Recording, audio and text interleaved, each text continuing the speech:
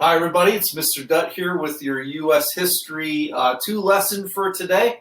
We are continuing the lecture series on the Cold War, and this would be lesson number 8. Now, this is one of the most interesting topics that we're going to talk about when it comes to the Cold War, and that's the Cuban Missile Crisis. Basically, an overview of this is that the Soviet Union puts nuclear missiles aimed at the United States in Cuba. Now, if you remember from the last lesson, I showed you a map of how close Cuba was to Florida. There's only a 90-mile difference between the two shores. And so having missiles, nuclear-capable missiles, in Cuba presented a huge, not only diplomatic, but overall problem for the United States because of having those nuclear missiles there. So let's take you on an overview of this, because then what you're going to be able to do is I'm going to put some videos on about Fidel Castro's takeover of Cuba in the 1950s up through the 1960s. And I'm also going to put one on the speech that John F. Kennedy does to the nation about the Cuban Missile Crisis and what his administration was going to do about it. So that's going to be on the Google site for you guys to take a look at. So let's take a look at a little bit of a timeline here of what's going on. So first, of course, this whole thing about the spread of communism and versus democracy in the world is going on. And President Kennedy was pretty strong at trying to keep communism from spreading and/or anything coming into the Western Hemisphere, as you saw by the failed invasion of the Bay of Pigs to try to oust the administration of Fidel Castro out of power.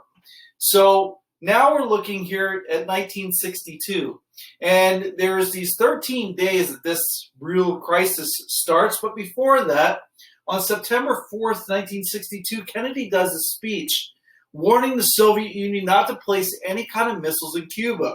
So Cuba, with Fidel Castro, has been trying to make a relationship with the Soviet Union over this time period that Castro takes over. And what happens here is that they make an agreement for the Soviet Union to come and put SAM sites. SAM sites are medium-range missiles that can have nuclear weapons attached to the tip of them and could be set up to be pointed anywhere that they wanted to. Now, they only had a limited range of miles, but they could hit just about anywhere in the United States, and that was going to be a problem. So we decided as a nation to do what's called U-2 spy plane flyovers of Cuba. What is that looking? We're looking at pictures to see what's going on in Cuba, because we told the Soviets not to put, or we asked them not to put, any nuclear weapons there. So on October 1st, 1962, U-2 spy plane is flying over Cuba and takes pictures of about 15 nuclear SAM sites in Cuba being constructed. Now, this was a worrying thing to Washington when they found this, and they had to do something, they thought, to prevent those missiles from becoming armed and ready to be shot at the United States. So there was a lot of things going on here, but one of the ultimate decisions that the Kennedy administration made during this to prevent any materials going in and out of Cuba was to have a blockade. Now, if they used the word blockade, that meant that it's a term of war. So they didn't want to use that kind of language, so they used the word quarantine. Now, we're all familiar with that word quarantine, is what we're going through today in the world. And quarantine meant that they were going to stop ships, any cargo ships that were coming in from the Soviet Union, okay, and check their cargo to make sure that the material that was coming in wasn't helping those sites become operational. So we used the United States Navy to do this. Of course, there was problems along the way. Like the first time they wanted to stop ships, there was a Soviet Union sub that was going on, a nuclear-capable sub. So that escalated things. After the quarantine was put in place, the United States had another U-2 flyover. They had many U-2 flyovers, by the way, and one of the planes got shot down and the pilot was killed. Now, of course, having that pilot killed meant that the Air Force was ready to protect its pilots. So one of the things they wanted to do was go in and invade Cuba. That was one of the options, or to take out the SAM sites by air. But we didn't know what the Soviet Union response was going to be. So the Kennedy administration was very careful about its responses to these things that were going on in Cuba at the time. To get a whole sense of what the whole 13 days was like was very, very tense. It was the closest that the world ever came to a nuclear conflict between the Soviet Union and the United States.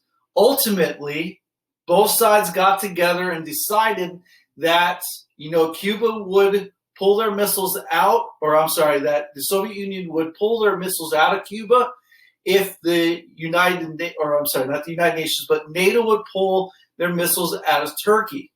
Now, what's interesting is that those missiles were up for being taken out of commission because they're older. So that was an agreement that was made by the United States and the Soviet Union. But it was basically really at the last minute. It came up to the last, evening when this agreement was made.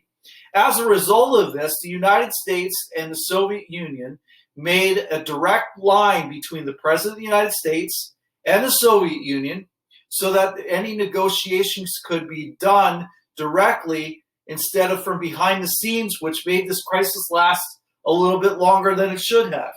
All right, so that was the negotiations. And then in 1963, the United States and the Soviet Union made a treaty about not having any above-ground nuclear tests for these bombs that they were having in their stockpiles. So this was a very tenuous time, and it was the closest that the United States and the Soviet Union ever came to war. So what I'm going to be doing is posting this little introduction to the Cuban Missile Crisis on the Google Classroom site with a couple videos, and also have you guys watch the movie 13 Days, which is an excellent film that goes over the different things that we just talked about with this introduction. And I'm going to be posting some discussion questions that you guys, we could talk back and forth about what you thought and how you thought the United States responded to this whole crisis. So that's what we're going to be doing over the next week. And I hope you guys enjoy it, because it's like one of those films that's in this course that's really good. If you have any questions, please put them in the section below this video so that I can answer them for you, and I'll be posting those discussion questions for you guys to answer.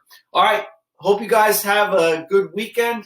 We'll talk to you soon. Take care. Enjoy.